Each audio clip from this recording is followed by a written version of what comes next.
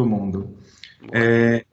Agora a gente falando de volatilidade própria, né, incerteza própria. Então nós exploramos a relação comercial, onde você não confia no seu comprador ou no seu vendedor, e agora olhando no seu fluxo de caixa, né? Então hoje você tem um cenário onde você custa X para produzir, seja aqui no Brasil, seja lá fora. Existe um tempo para essa produção acontecer. Você tem que garantir esse X, garantir o seu retorno e ainda assim ser competitivo no mercado internacional. Muitos clientes acabam não se precavendo nessa parte, né? Então a gente tem, por histórico, até empresas grandes tomando uma bela pancada em todas as suas contas a pagar ou receber, porque não se travaram, por assim dizer, né? Então, explorando um pouquinho isso. Clientes que têm uma produção aqui, que o custo de produção seja dentro do Brasil, ou clientes que têm que fazer uma importação de um insumo para vender aqui no Brasil, ou seja, agregar esse insumo, seja na produção ou do bem completo aqui no Brasil, para conseguirem se estabilizar, ou seja, flutuar menos nessa volatilidade. O que a gente tem visto, o que os clientes no nosso dia a dia não têm se atentado às ferramentas que podem precaver isso. Boa. Acho que, vamos lá, vou separar aqui a resposta, tá? Então, se a gente está falando do mundo de importadores, que é quem mais sofreu com a depreciação, né, da moeda. Então, o importador, vamos dizer, ele estava importando a 4, do nada ele viu o câmbio a 5,50. O custo dele aumentou exponencialmente, preço de venda aumenta, cai demanda. Então, ele começa a ter um problema de preço final, né? O exportador, o que não se protegeu de forma nenhuma, acabou se dando bem muitas vezes, né? Porque ele acabou tendo uma taxa de 6, ele estava programado para exportar e receber com um câmbio a 4, do nada virou 6, 5,50, enfim. E aí ele se deu bem, né? Pode ser dizer isso.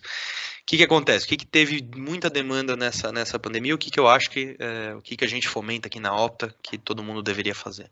A gente teve uma demanda muito forte de hedges.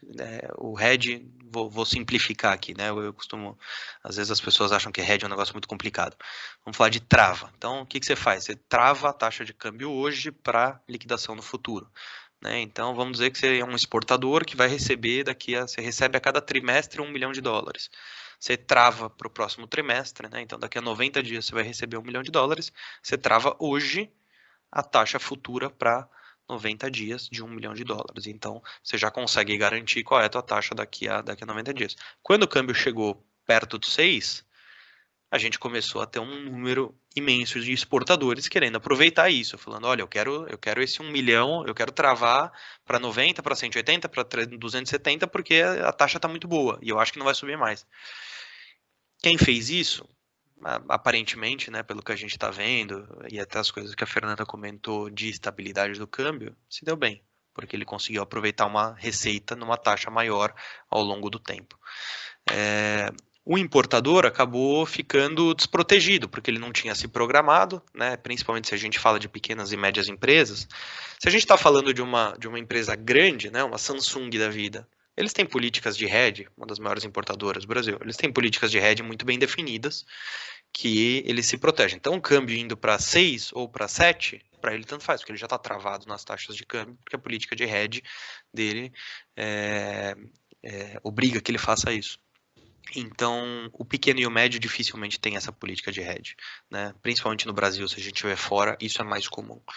Mas aqui no Brasil, não. Então, o que acontece é o importador acabou ficando descoberto e o exportador acabou se dando bem.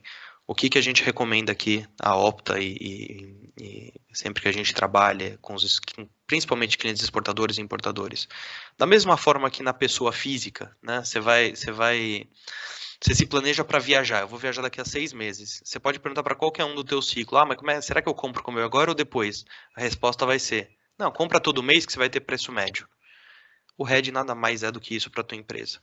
Então, Ao invés de você vai receber 1 milhão daqui a 3 meses. Você não precisa fechar o câmbio daqui a 3 meses. Fecha um pouco esse mês, garante um pouco o mês que vem, garante um pouco no mês, daqui a 3 meses, daqui a 90 dias.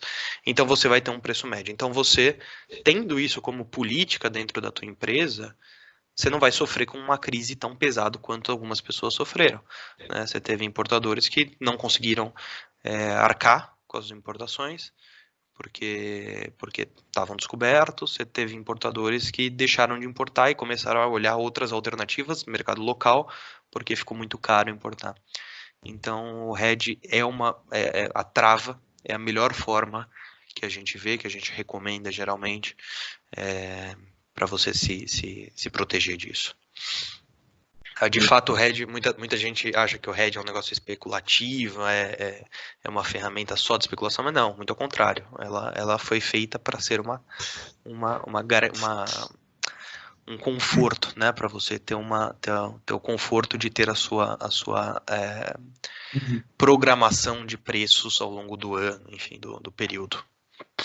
É simples, você ganha dinheiro no markup de você produz algo e vende, aqui que você ganha dinheiro. Então se proteja para ganhar esse dinheiro e não tente ganhar dinheiro em outros instrumentos, né? Temos aí um grande frigorífico que conta uma história interessante.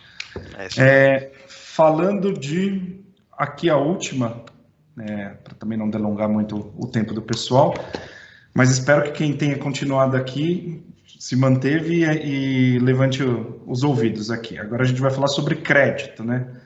Crédito tem sido o tema favorito de todo mundo e o medo de todo mundo, porque na verdade todo mundo quer e ninguém quer dar, né? Num cenário como esse, como a Fernanda colocou, você tem